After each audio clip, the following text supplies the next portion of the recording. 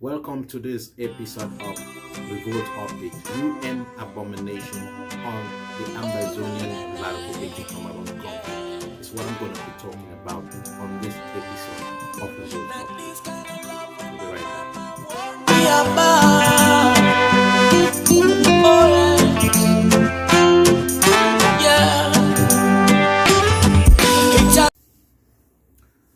So guys, at a time when every diplomatic mission in the world is saying that Cameroon government, the government of Mr. Paul Biya, has committed the worst sort of human rights violation. Even non-governmental organizations in Cameroon have accused the Cameroonian government with evidence of gross human rights violations.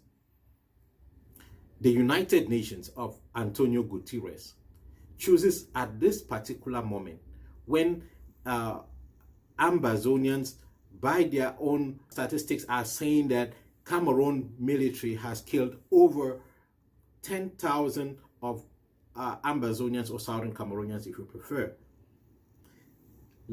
Antonio Guterres administration chooses to give 10 billion francs CFA to this monstrous regime of Yaoundé. This is preposterous. We have talked quite a lot about UN corruption. I want to give a shout out to my friend Matthew Lee for all the exposures that he has done regarding UN corruption, and particularly of this Guterres' administration.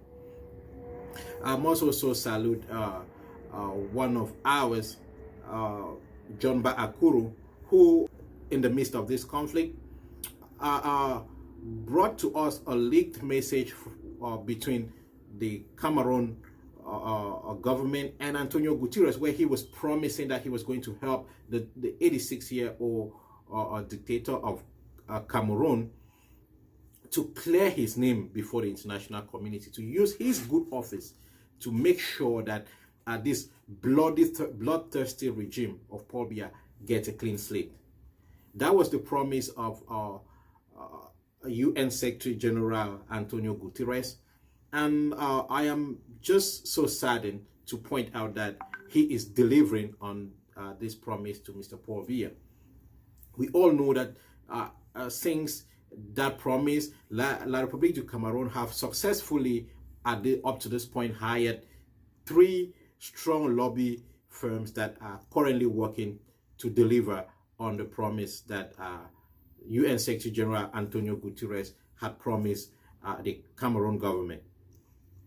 So we don't know what direct links are, but from the pattern, there is no doubt that that was exactly what Antonio Guterres promised Paul Biya, and we can see the steps being taken to clean the image of Cameroon.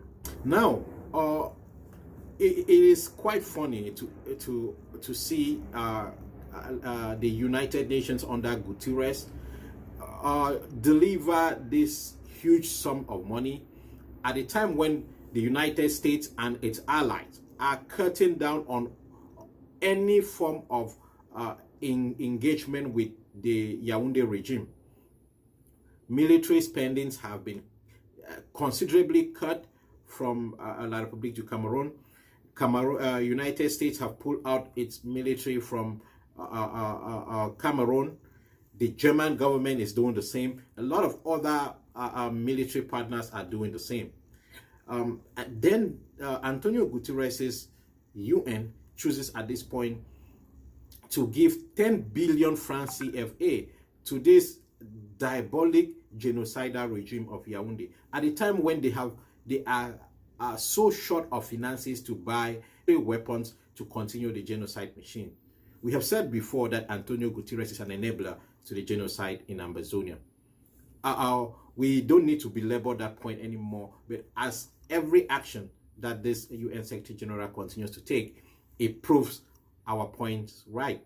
So this so-called budget is set to help Cameroon improve multiculturalism and bilingualism and disarmament and all of that.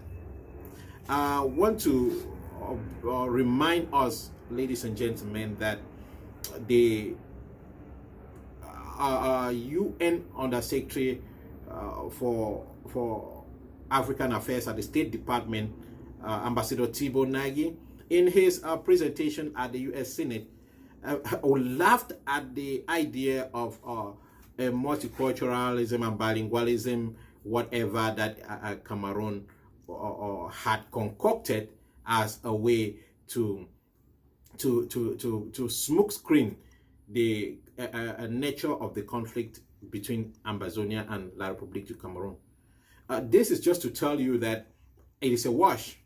And with every intelligence pointing out that such institutions and such programs are all a wash, Antonio Guterres chooses to give 10 billion francs CFA to the barbaric regime and uses this wash of a multiculturalism and bilingualism, whatever, to justify as his reason for giving this money. There is only one use for this 10 billion francs CFA that has been given to Cameroon. It is to buy ammunition that Cameroon currently lacks the money to buy, because they are so short and cannot easily borrow money from elsewhere. All financial sources from within Cameroon have been cut off due to this crisis. Cameroon itself has taken measures to limit the withdrawals of money from within Cameroon and create policies to try to boost economic activities which are directly linked to the crisis in Ambazonia. This is all to tell you how financially Cameroon is struggling. And yet, Antonio Guterres chooses to give this sum of money to a regime that every civilized nation in the world have determined that they have the worst human rights record and they are incapable of managing a crisis. And giving them such money is only a means to increase the genocide and to enrich the dictator and his cronies. Antonio Guterres, therefore, is an active partner through the United Nations organization that he is running at this point to facilitate the killings of Southern Cameroonians, or Ambazonians as we prefer, in the ongoing genocide that Paul Biya is perpetrating. So we will continue to hold Antonio Guterres responsible for the deaths of our mothers, babies, and our fathers. And we call on every civilized partner of the United Nations to ask questions to all these allocations of money to the Cameroon regime by the Antonio Guterres administration. It is appalling. It is disgraceful. It is actually a blow to the efforts of the civilized nations of the world to bring peace, security, and harmony around the world. Mr. Antonio Guterres is a disgrace to every human rights effort around the world.